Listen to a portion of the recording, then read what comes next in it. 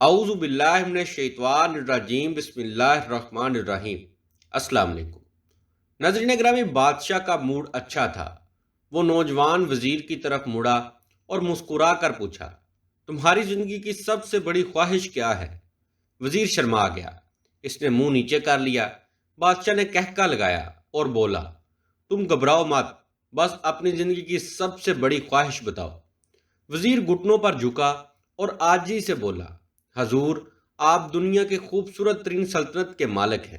میں جب بھی یہ سلطنت دیکھتا ہوں تو میرے دل میں خواہش پیدا ہوتی ہے، اگر اس کا 10واں حصہ میرا ہوتا تو میں دنیا کا خوش نصیب ترین شخص ہوتا۔ وزیر خاموش ہو گئے۔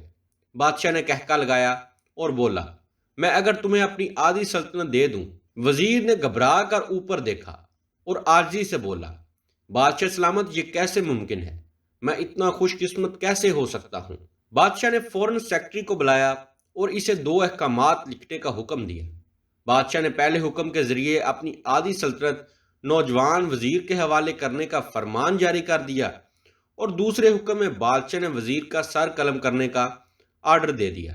وزیر دونوں احکامات پر حیران رہ گیا۔ بادشاہ نے احکامات پر مہر لگائی اور وزیر کی آنکھوں میں آنکھیں ڈال کر بولا، تمہارے پاس 30 دن ہیں۔ تم نے ان 30 دنوں میں صرف 3 سوالوں کے جواب تلاش کرنا ہے۔ تم کامیاب ہو گئے تو میرا دوسرا حکم منسوخ ہو جائے گا اور تمہیں آدھی سلطنت مل جائے گی، اور اگر تم ناکام ہو گئے تو پہلا حکم خارج سمجھا جائے گا اور دوسرے حکم کے مطابق تمہارا سر اتار دیا جائے گا۔ وزیر کی حیرت پریشانی میں بدل گئی۔ بادشاہ نے اس کے بعد فرمایا، میرے 3 سوال لکھ لو۔ وزیر نے لکھنا شروع کر دیا۔ بادشاہ نے کہا، انسان کی زندگی کی سب سے بڑی سچائی کیا ہے؟ وہ رکا اور بولا، دوسرا سوال، انسان کی زندگی کا سب سے بڑا دھوکہ کیا ہے؟ وہ رکا اور پھر بولا، تیسرا سوال، انسان کی زندگی کی سب سے بڑی کمزوری کیا ہے؟ بادشاہ نے اس کے بعد نکارے پر چوٹ لگوائی اور بآواز بلند فرمایا، تمہارا وقت شروع ہوتا ہے اب۔ وزیر نے دونوں پروانے اٹھائے اور دربار سے دوڑ لگا دی۔ اس نے اس شام ملک بھر کے دانشور، ادیب، مفکر اور ذہین لوگ جمع کیے اور سوال ان کے سامنے رکھ دیے۔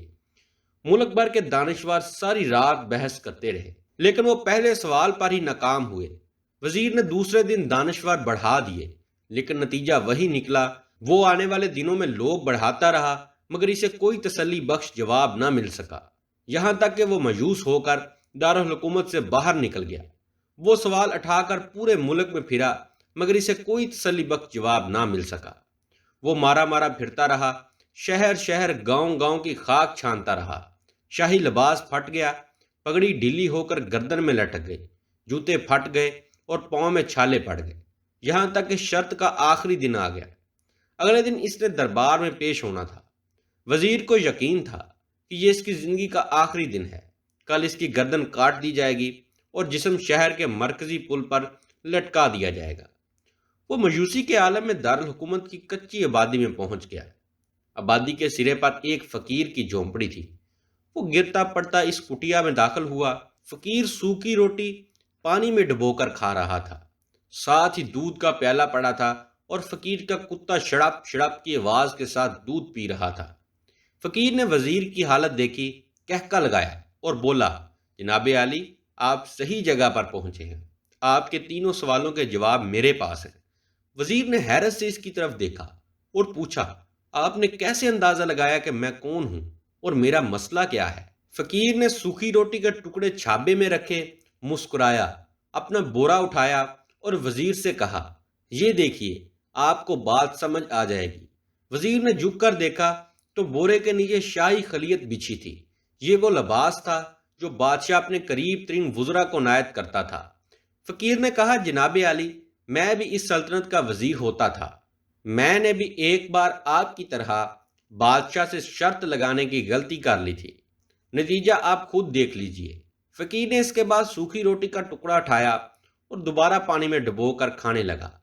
وزیر نے دکھی دل سے پوچھا کہ آپ بھی جواب تلاش نہیں کر سکے تھے؟ فقیر نے کہکا لگایا اور جواب دیا، میرا کیس آپ سے مختلف تھا، میں نے جواب ڈھونڈ لیے تھے، میں نے بادشاہ کو جواب بتائے۔ آدھی سلطنت کا پروانہ پھاڑا، بادشاہ کو سلام کیا اور اس کٹیا میں آ کر بیٹھ گیا۔ میں اور میرا کتا دونوں مطمئن زندگی گزار رہے ہیں۔ وزیر کی حیرت بڑھ گئی، لیکن یہ سابق وزیر کی حماقت کے تجزیے کا وقت نہیں تھا، جواب معلوم کرنے کی گھڑی تھی۔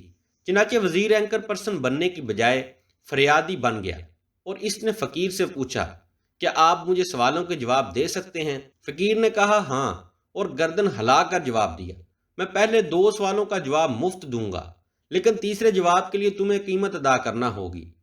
وزیر کے پاس شرط ماننے کے سوا کوئی آپشن نہیں تھا، اس نے فوراً ہاں میں گردن ہلا دی۔ فقیر بولا، دنیا کی سب سے بڑی سچائی موت ہے۔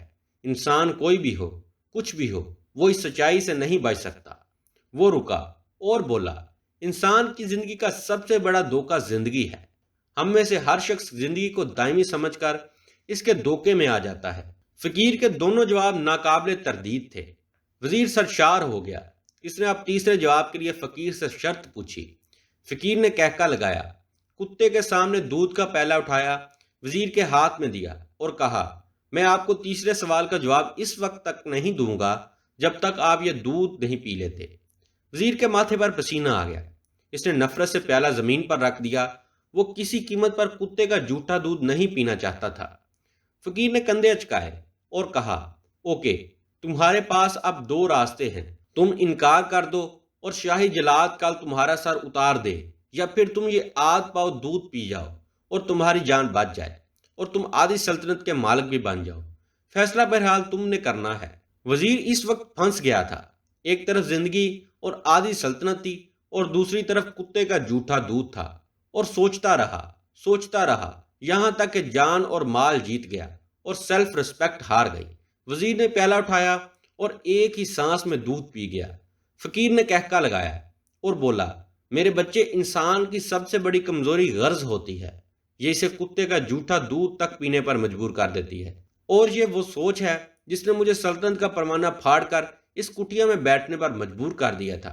میں جان گیا تھا، میں جوں زندگی کے دھوکے میں آؤں گا، میں موت کی سچائی کو فراموش کرتا جاؤں گا، اور میں موت کو جتنا فراموش کرتا رہوں گا، میں اتنا ہی غرض کی دلدل میں دنستا جاؤں گا، اور مجھے روز اس دلدل میں سانس لینے کے لیے غرض کا غلیظ دودھ پینا پڑے گا۔ لہٰذا میرا مشورہ ہے، زندگی کے ان تینوں حقیقتوں کو جان لو، تمہاری زندگی اچھی گزرے گی۔ وزیر خجالت، شرمندگی اور خود ترسی کا تحفہ لے کر فقیر کی کٹیا سے نکلا اور محل کی طرف چل پڑا۔ وہ جوں محل کے قریب پہنچ رہا تھا، اس کے احساسی شرمندگی میں اضافہ ہو رہا تھا، اس کے اندر ذلت کا احساس بڑھ رہا تھا۔ وہ اس احساس کے ساتھ محل کے دروازے پر پہنچا۔ اس کے سینے میں خوفناک ٹیس اٹھی۔ وہ گھوڑے سے گرا، لمبی ہچکی لی اور اس کی روح پرواز کر گئی۔ ہمیں کسی دن کسی ٹھنڈی جگہ پر بیٹھ کر زندگی کے ان بنیادی سوالوں پر غور کرنا ہوگا۔ ہمیں یہ سوچنا چاہیے، ہم لوگ کہیں زندگی کے دھوکے میں آ کر غرض کے پیچھے تو نہیں بھاگ رہے، ہم لوگ کہیں موت کو فراموش تو نہیں کر بیٹھے، ہم کہیں اس کہانی کے وزیر تو نہیں بن گئے۔ مجھے یقین ہے، ان لوگوں نے جس دن یہ سوچ لیا، اس دن کے بعد نہ تو کوئی پنامہ ہوگا اور نہ ہی لیکس۔ اس دن یہ لوگ غرض کے ان غلیظ پیالوں سے بالاتر ہو جائیں گے۔